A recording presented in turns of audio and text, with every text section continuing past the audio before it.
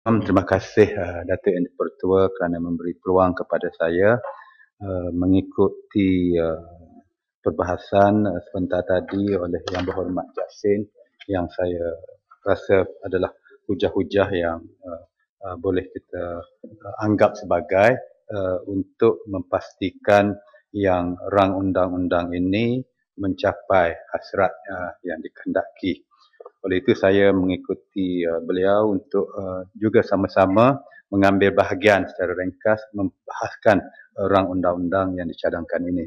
Datuk Yang Dipertua, dalam perbincangan kita selama ini semenjak perbahasan rang undang-undang perbelanjaan 2014, kita mendengar gambaran-gambaran bahawa keadaan ekonomi kita akan bertambah baik hasil daripada dasar-dasar tindakan-tindakan tegas dan berani kerajaan Barisan Nasional ini. Antara dasar-dasar dan keputusan-keputusannya dengan tujuan untuk kononnya memperkukuhkan ekonomi negara ini ialah dengan menghapuskan subsidi-subsidi ataupun paling tidak mengurangkan subsidi-subsidi dengan menggunakan konsep-konsep rasionalisasi dan sebagainya. Malah konsep kesihatan daripada penyakit kencing manis pun digunakan untuk menghapuskan subsidi yang memberi nikmat dan rahmat kepada rakyat kalau ianya subsidi itu dilaksanakan dengan sebaik-baiknya. Dan juga diumumkan bahawa dasar baru ialah cukai GST ini yang mana akan dilaksanakan setahun lebih lagi dan kadarnya sudah pun diumumkan bermula dengan 6%. Kononnya dengan penarikan subsidi ini dan dengan cadangan perlaksanaan GST ini, keadaan keuangan negara kita akan menjadi amat baik dan selesailah masalah-masalah defisit dan sebagainya.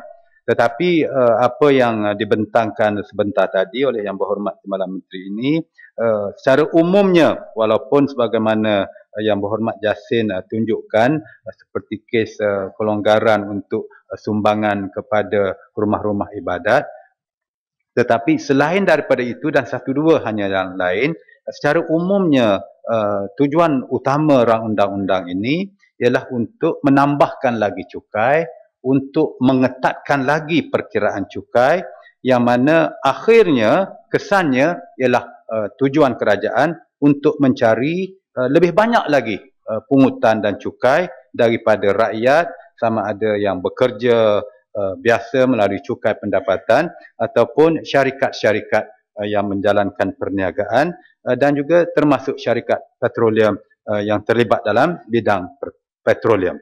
Oleh itu, ini saya rasa adalah bukti yang jelas bahawa tahun 2014 ini akan merupakan tahun yang amat pedih, perik untuk rakyat, untuk masyarakat kita, untuk syarikat-syarikat kerana kita akan menghadapi zaman yang mana cukai adalah seolah-olah perkara, peningkatan cukai adalah perkara yang paling utama yang akan mewarnai tahun 2014 ini. Oleh sebab itu pihak kami di pembangkang ini merasa amat bimbang kerana ianya akan sebaliknya menyusahkan rakyat, ianya akan menyusahkan peniaga-peniaga, dan oleh sebab itu kita tidak begitu yakin bahawa ia memberi kebaikan secara umumnya kepada negara. Sebagai contohnya, kalau diumumkan oleh TNB misalnya bahawa mereka akan menaikkan kadar tarif elektrik yang terseksa 15%, yang terkenanya rakyat jelata, yang untungnya TNB yang sudah pun untung dari segi perniagaannya, dan yang untungnya mungkin pelabur-pelabur sebab saham TNB naik selepas pengumuman itu dibuat. Jadi oleh sebab itulah, sebagai contoh itu sahaja pun kita bimbang bahawa yang akan mendapat keuntungan hasil daripada penghapusan subsidi ini dan cukai-cukai yang baru ini ialah keuntungan terhad kepada hanya orang yang sudah pun berada, dan manakala sebaliknya orang-orang miskin, orang ramai akan menghadapi masa yang lebih perik dan susah lagi. Ya, Dalam pokok sena. Pokok sena. Pokok sena, sila. Okey, terima kasih Datuk Yang di-Pertua. Terima kasih Tumpat. Nak minta penjelasan daripada Tumpat. Dulu kerajaan berhujah bila tarik subsidi gula. Jadi naiklah harga gula untuk nak mengurang penyakit kencing manis. Jadi saya nak tahu pokok Tumpat, anda ilmu tinggi ni, naik tarif elektrik ni nak kurang penyakit apa tau. Saya betul cari semalam kok tanya pakar-pakar perubatan penyakit apa boleh kok penyakit gila boleh kurang ke apa? Ataupun menambah penyakit gila. Jadi saya minta penjelasan daripada Tumpat. Sakit ya, seorang main dah sakit kaki pula tu. Terima kasih. Terima kasih Yang Berhormat Pokok Sena. Ya, Shah Alam mohon. Baik. Sila Shah Alam. Mungkin masih Tuan Speaker. Terima kasih Tumpat. Mungkin penyakit nak kurangkan skin cancer kot ya. Bila kena cahaya lampu tu, dia ada barah kulit ya. Maka bila dinaikkan kadar elektrik tu, maka akan kurang, dia duduk dalam gelap, maka lebih selamat kot. Wallahualam. Tapi saya nak tanya Yang Berhormat Tumpat lah, sebenarnya kesan daripada semua dasar-dasar ini ya, ianya mempunyai satu chain reaction. Ianya bukan terhad kepada kos yang tertentu. Macam bila tarik subsidi gula, hanya jumlah harga gula saja yang naik, tapi sebenarnya lebih daripada itu. Kurangkan subsidi minyak, maka hanya harga minyak saja naik, tapi sebenarnya lebih daripada itu.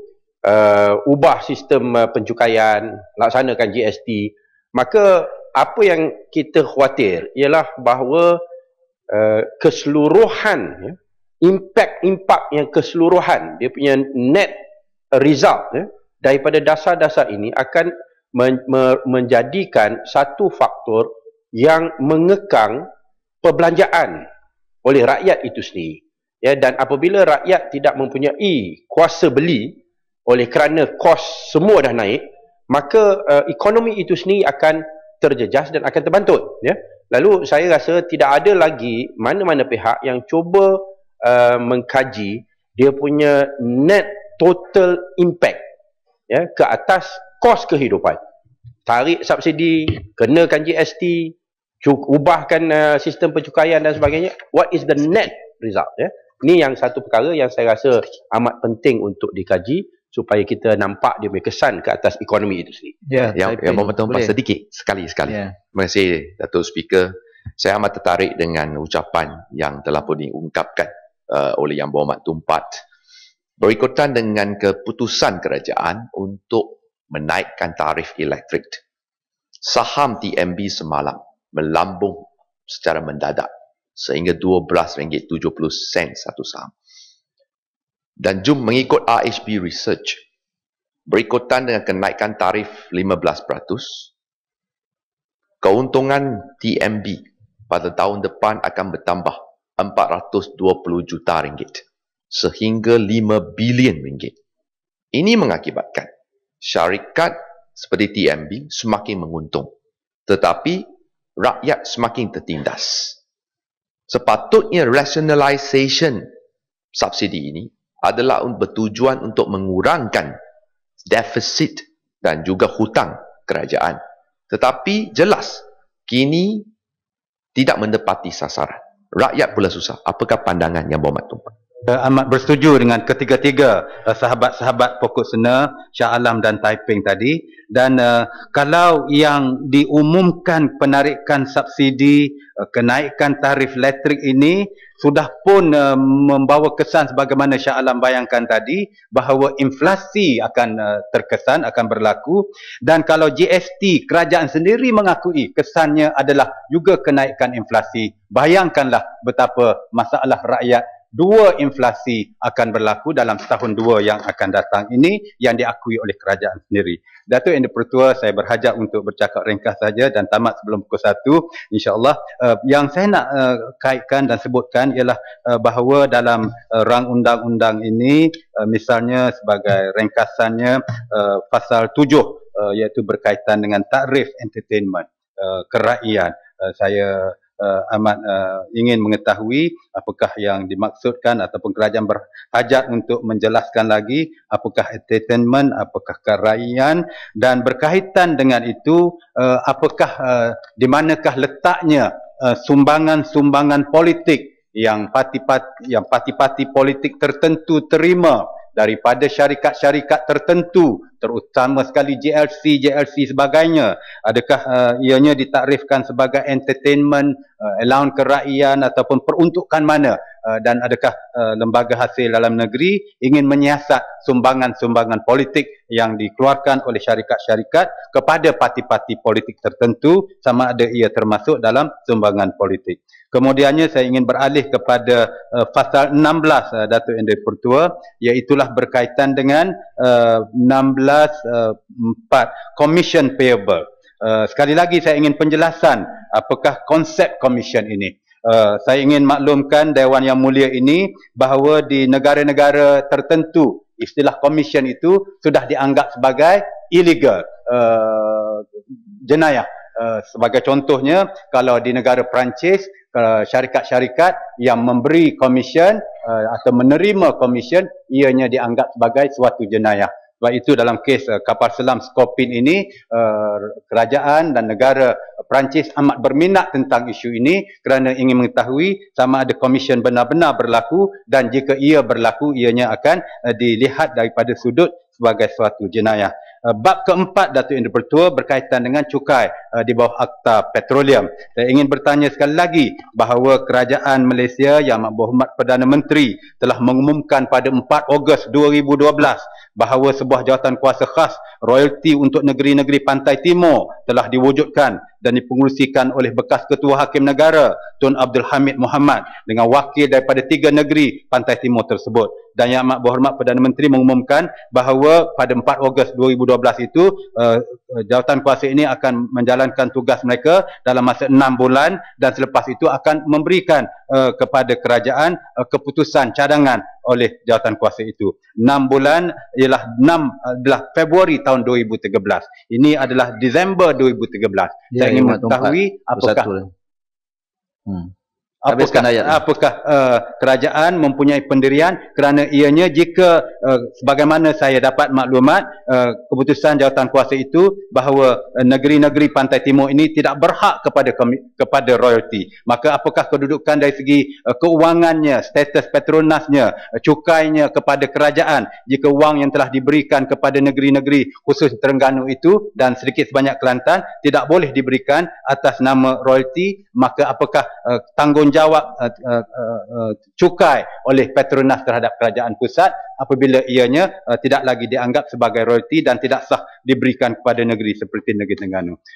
Akhirnya ialah berkaitan dengan bab 6 Datuk Yang di-Pertua, iaitu tentang Labuan. Saya ingin bertanya kepada kerajaan, apakah Labuan makin berjaya ataupun kurang berjaya? Adakah ianya memberi keuntungan kepada kerajaan ataupun ianya tidak lagi merupakan suatu usaha yang berjaya oleh pihak kerajaan? Terima kasih Datuk Yang di-Pertua.